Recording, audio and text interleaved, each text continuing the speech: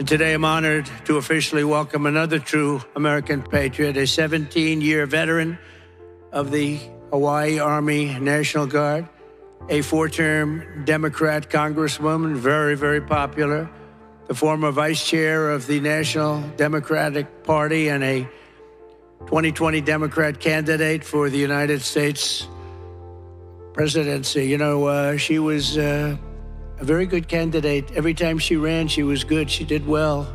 She decided to leave. She couldn't take it anymore. But no, she's a special person. She's got great common sense, great spirit. She loves our country, and she loves the people in this room. Tulsi Gabbard. Tulsi, please.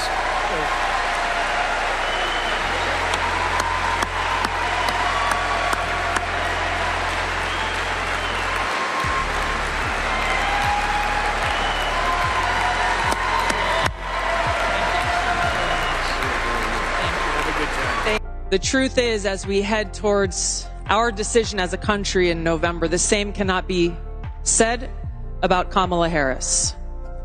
In fact, the opposite is true, and we're living through this reality today as this administration has us facing multiple wars on multiple fronts and regions around the world, and closer to the brink of nuclear war than we ever have been before. This is one of the main reasons why I'm committed to doing all that I can to send President Trump back to the White House, where he can once again serve us as our commander-in-chief. We cannot be prosperous unless we are at peace. And we can't live free as long as we have a government that is retaliating against its political opponents and undermining our civil liberties, weaponizing our very institutions against those they deem as a threat.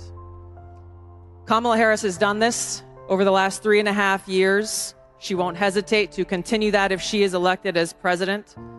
President Trump has been their first and foremost target in this because they don't want us as voters to even have the option to vote for him.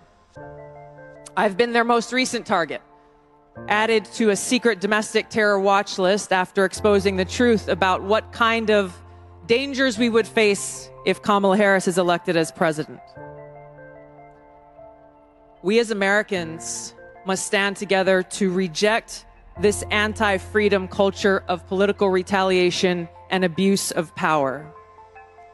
We can't allow our country to be destroyed by politicians who will put their own power ahead of the interests of the American people, our freedom, and our future. I am proud to stand here before you today, whether you're a Democrat, a Republican, or an independent. If you love our country, as I do, if you cherish peace and freedom as we do, I invite you to join me in doing all that we can to save our country and elect President Donald J. Trump and send him back to the White House to do the tough work of saving our country and serving the people. Thank you very much. Thank you very much, Mr. President. In a surprising political development, former U.S. Representative Tulsi Gabbard, who used to be a Democrat that now identifies as an independent, has announced her endorsement of Donald Trump for the 2024 presidential election. The announcement was made during a speech at the National Guard Association of the United States General Conference exhibition in Detroit on Monday, in which Gabbard praised Trump's administration for handling foreign affairs. Gabbard has been a prominent figure in American politics, known for her independent streak and nonconformist views within the Democratic Party. Over the past few years, she has increasingly distanced herself from the Democratic establishment, frequently criticizing the party's leadership and policy direction. Gabbard served as the Democratic representative for Hawaii's 2nd Congressional District from 2013 to 2021, but announced her exit from the party in 2022 after denouncing it as an elitist cabal of warmongers. The former Democrat, who ran in the 2019 Democratic presidential primary against Harris, was recently recruited by Trump to help with debate prep ahead of his September 10th face-off against Vice President Kamala Harris at the National Constitutional Center in Philadelphia. This endorsement of Trump is significant, given Gabbard's history as a Democrat and her previous critiques of Trump during his presidency. However, in recent years, she has found common ground with Trump on several key issues, particularly regarding foreign policy. Both have been outspoken critics of U.S. military interventions overseas, with Gabbard frequently warning against the dangers of what she describes as the military-industrial complex. Gabbard's endorsement is likely to resonate with a segment of voters who are disillusioned with the traditional two-party system and are looking for an alternative to the political status quo. Her support could help Trump appeal to independent voters and those who prioritize non-interventionist foreign policies. Trump, who has remained the front-runner in the Republican primary race, welcomed Gabbard's endorsement with enthusiasm.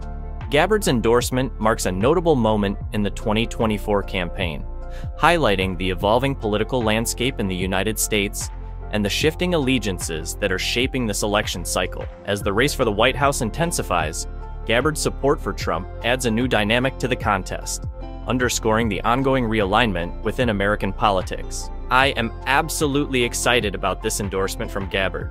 The more disillusioned Democrats that join the MAGA movement, the more powerful of message that we can send about wanting peace and prosperity back in the United States, which can only be revived by Trump.